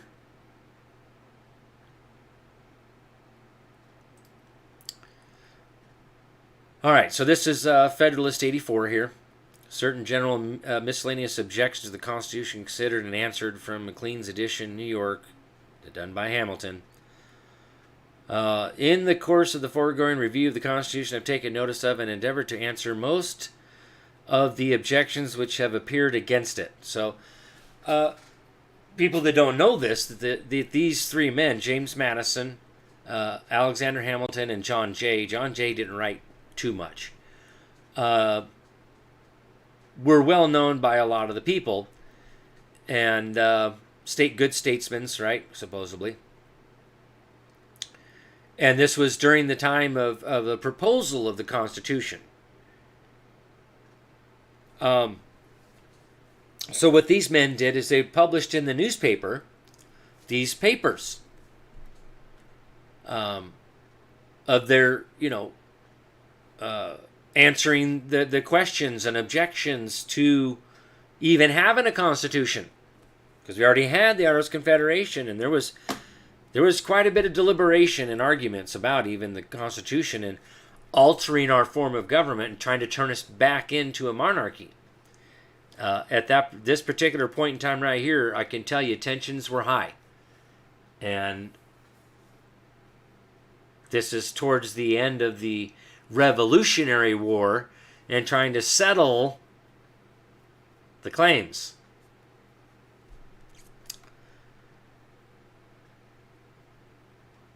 So I'm just going to, right here, the most considerable of the remaining objections is that the plan of the convention contains no Bill of Rights. Among other answers given to this, it has been upon different occasions remarked that the constitutions of several of the states are in a similar predicament. I add that New York is of the number, and yet the opposers of the new system in this state, who profess an unlimited admiration for its constitution, are among the most intemperate partisans of a Bill of Rights. To justify their zeal in this matter, they allege two things. One is that though the Constitution of New York has no Bill of Rights prefixed to it, yet it contains, in the body of it, various provisions in favor of particular privileges and rights, which in substance amount to the same thing. The other is that the Constitution adopts in their full extent the common and statute law of Great Britain, by which many other rights not expressed in it are equally secured. Imagine that. To the first I answer that the Constitution proposed by the Convention contains, as well as the Constitution of the state, a number of such provisions. Independent of those which relate to the structure of the government, we find the following. Article 1, Section 3, Clause 7, judgment in cases of impeachment shall not extend further than removal from office and disqualification to hold and enjoy any office of honor, trust, or profit under the United States. But the party convicted shall nevertheless be liable and subject to indictment, trial, judgment, and punishment according to law. Section 9 of the same article, Clause 2, the privilege of the writ of habeas corpus shall not be suspended unless when in cases of rebellion or invasion the public safety may require it. Clause 3, no bill of attainder or ex post facto law shall be passed. Clause 7, no title of nobility shall be granted by the United States, and no person holding any office, power, or trust under them shall, without the consent of Congress, accept any present, emolument, office, or title of any kind whatever from any king, prince, or foreign state. Article 3, Section 2, Clause 3, the trial of all crimes, except in cases of impeachment, shall be by jury. And such trial shall be held in the state where the said crime shall have been committed. But when not committed within any state, the trial shall be at such place or places that Congress may by law have directed. Section 3 of the same article. This would be Article 3, Section 3. Treason against the United States shall consist only in levying war against them, or in adhering to their enemies, giving them aid and comfort. Now there we go. That's internal insurrection. That's treason. That's why a lot of what's going on has been treason. Internal insurrection, an attempt to war against the people. Domestic violence. Just saying. No person shall be convicted of treason unless on the testimony of 2 witnesses to the same overt act, or on confession in open court. So, it's odd to see that there, because that's the thing. Per God's law, you have to have 2 witnesses to the same overt act, whether it's criminal in nature or civil in nature. That's why we have the right to face our accuser and witnesses, because that's one of those parts of God's law that dictates you have to have 2 witnesses to the same overt act, or on confession in open court. So if you can trick them.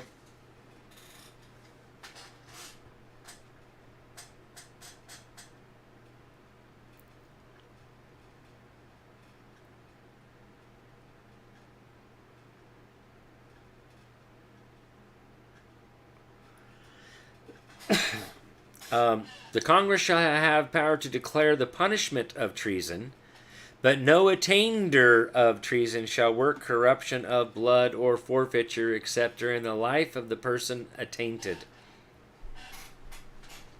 So even in right here in that verbiage, there's that no bill of attainder.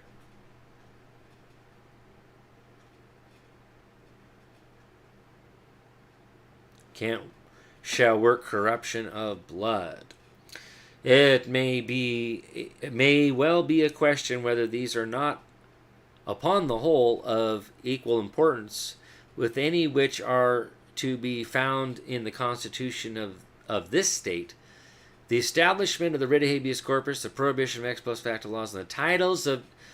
Now, why is he writing in big bold letters here? Emphasis added...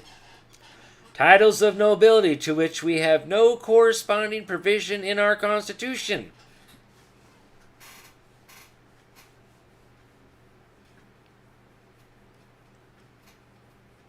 Okay.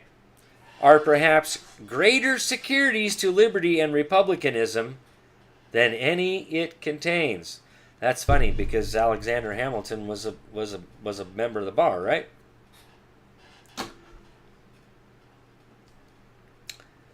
Let's see. The creation of crimes after the commission of the fact, or in other words, the subjecting of men to punishment for things which, when they were done, were breaches of no law, and the practice of arbitrary imprisonments have been, in all ages, the favorite and most formidable instruments of tyranny. The observations of the judicious Blackstone, in reference to the latter, are well worthy of recital. To berave a man of life, gee, it's almost like Joseph Story quoted Blackstone here. To berave a man of his life, says he, or by violence, to confiscate his estate without accusation or accusation. Where's the accuser? The police officer can't be the accuser. That goes clear back to the Magna Carta. We will not go out upon our own, 38, there. Would be so gross and notorious an act of despotism as must at once convey the alarm of tyranny throughout the whole nation. But confinement of the person, by secretly hurrying him to jail, where his sufferings are unknown or forgotten, is a less public, a less striking, and therefore a more dangerous engine of arbitrary government. Gee, that's happened to me. Been arrested in the middle of the night, taken to jail, not allowed to make a phone call. Nobody knows where I'm at.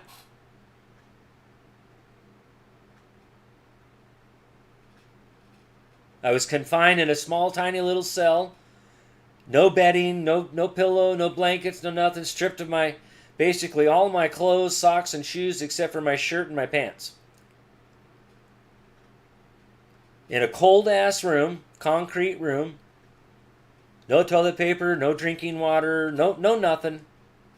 Just a concrete room. And a sink and a toilet. Yeah, I was in there for the last time for 6 straight hours.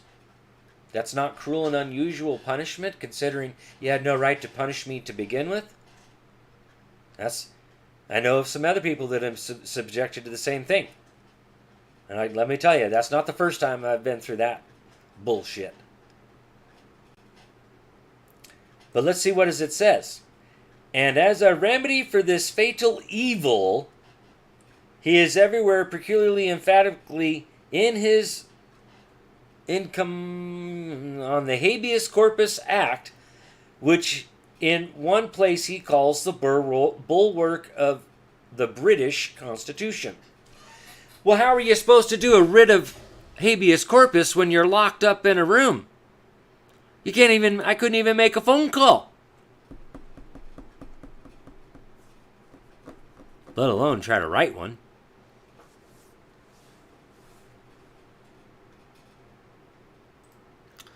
Nothing need be said to illustrate the importance of the prohibition of titles of nobility. This may truly be denominated the cornerstone of Republican government. Oh, that's them odious claims, you know.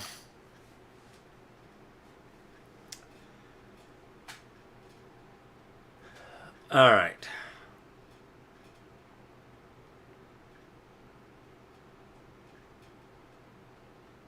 Oh man, I got to keep going here because this is where it starts getting good.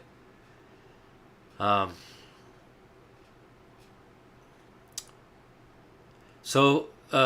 so long as they are excluded, there could never be serious danger that the government will be any other than that of the people. So this is where we're at. These members of the bar, they've invaded our legislative branch. There's a member of the bar that sits behind every executive agency sitting over there in the corner, and they can't do nothing or make any decisions on their own without talking to that member of the bar first. And then the entire judicial branch, with the exception of very, very, very, very few, are all members of the bar. Oh, you can't practice law without a license. Well, Secretary of State is the one that issues licenses, and the Secretary of State of Idaho does not issue licenses to practice law.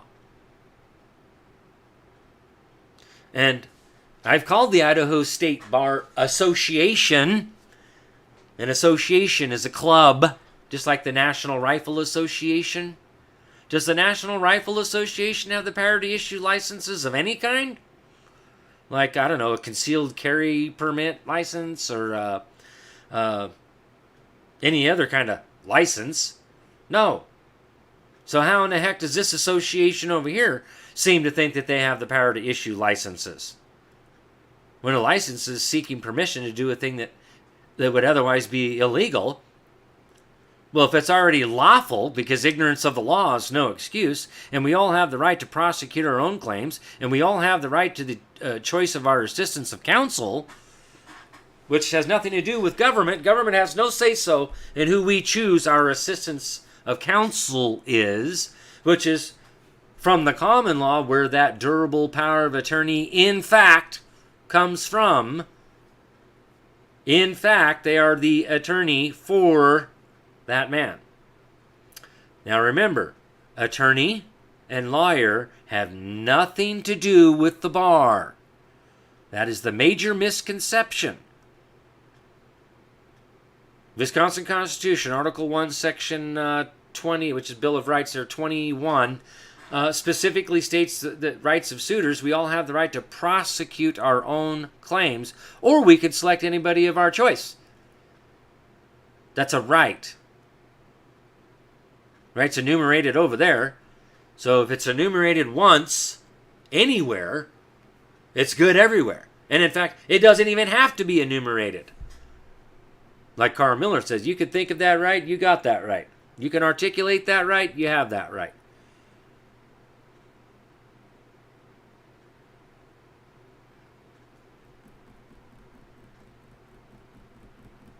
So, that membership card to the club, the bar club, is not a license to practice law. Because that's foreign to our form of government and repugnant to our law. As we're reading, even from Alexander Hamilton, the trader, one of the main traders who worked with George Washington, supposed bastard child, right? Sent over here under the guise of went to law school, and I don't know, he was a bastard child, and he's here to help George Washington conspire. Okay, to the second, that is, to the pretended establishment of the common and state law by the Constitution, I answer that they are expressly made subject to such alterations and provisions as the legislature shall from time to time make concerning the same. They are therefore at any moment liable to repeal by the ordinary legislative power, and of course have no constitutional sanction. What? And we're talking about a Bill of Rights here, right?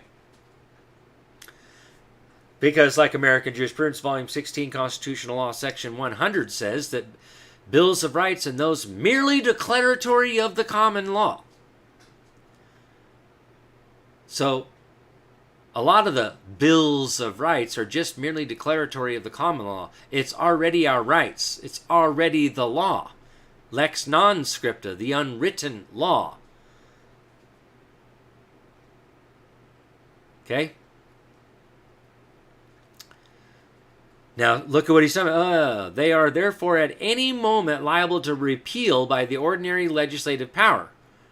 What's that ordinary legislative power, folks? Would that be that all political powers inherent in the people, not the representatives? And of course, have no constitutional sanction. That's because it's from the common law. The only use of the Declaration was to recognize the ancient law and to remove doubts which might have been occasioned by the Revolution.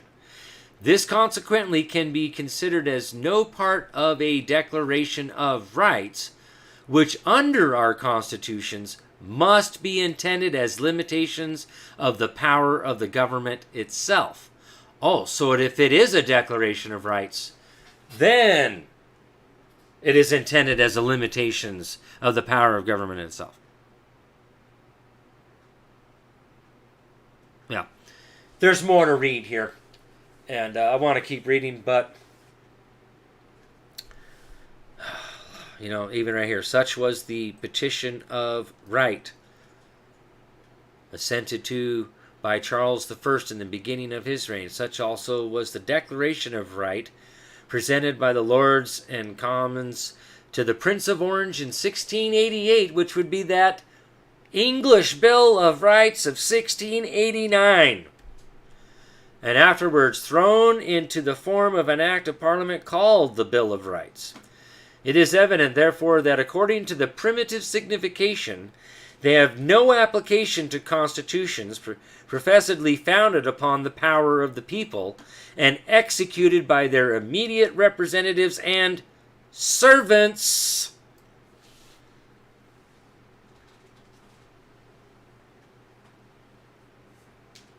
That's right. Here in strictness, the people surrender nothing. And as they retain everything, they have no need of particular reservations.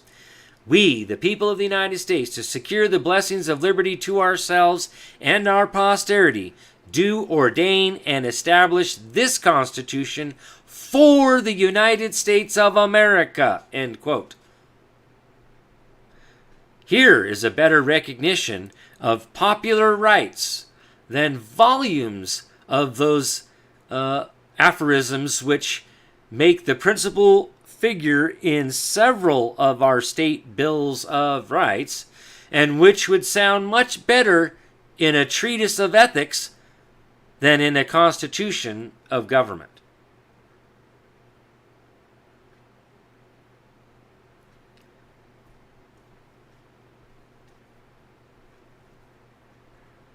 But see, there again, Mark, perfect example, like I was going to show you and tell you throughout all of this, is the law dictates. I don't need their code.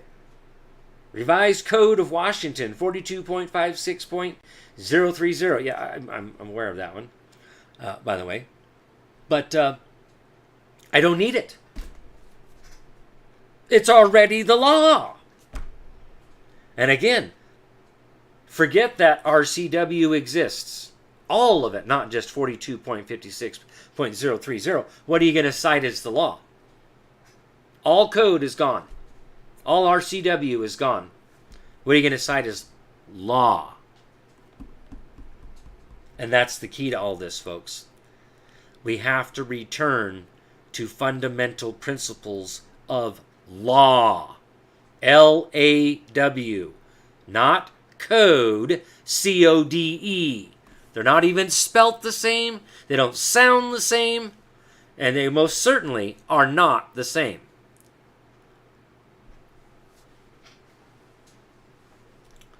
So, hopefully everybody enjoyed the show tonight. And share. Because there's a lot of knowledge there.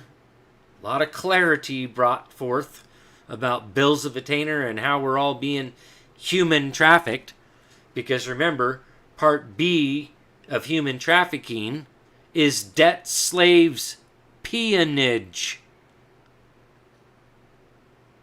And then remember, ask yourself, for every fine or whatever you get out there, is it legislation that says, oh, if you do this, that's a crime, and here's the damage, here's the fine? Okay, that's your first indicator that you're being attained to pay some sort of bill. The second part to ask yourself is, who gets the fine? If it's them, if it's the state, well then, there's your second indicator that it is a bill of attainder. Bill of pains and penalties. It's extortion. It's treason. It's tyranny.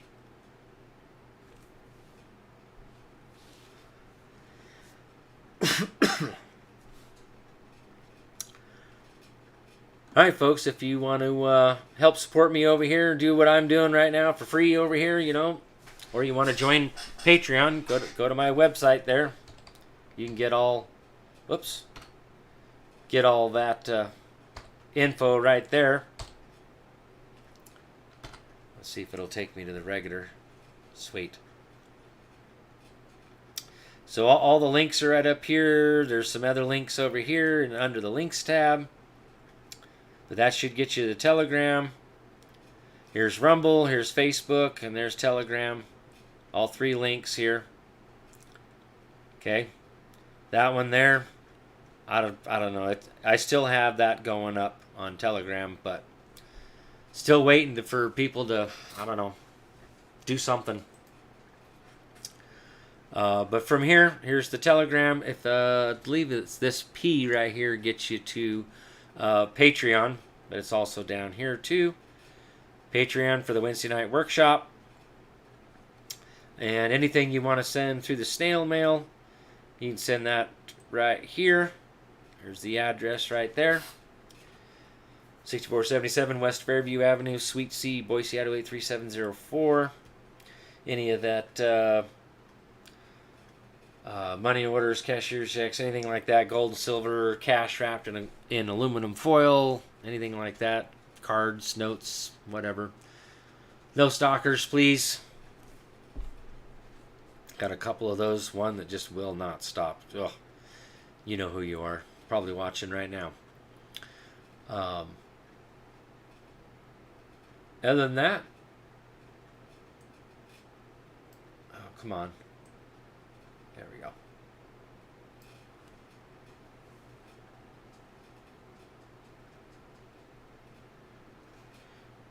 All right. Hope everybody has a wonderful, wonderful week, and we'll catch you over there Wednesday night for those on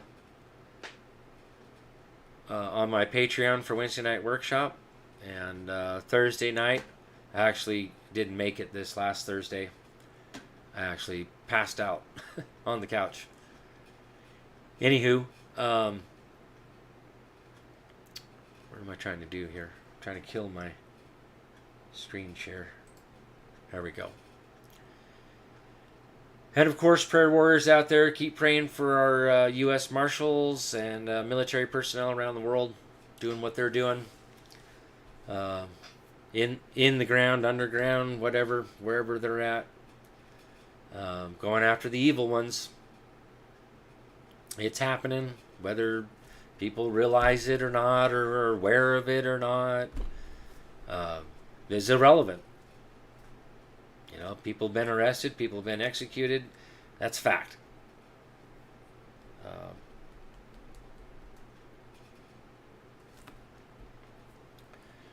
All right, folks. Have a wonderful evening. Thank you all for being here. Thanks for the likes, the follows, the shares, and your kind comments and your support. God bless, and we'll catch you next week.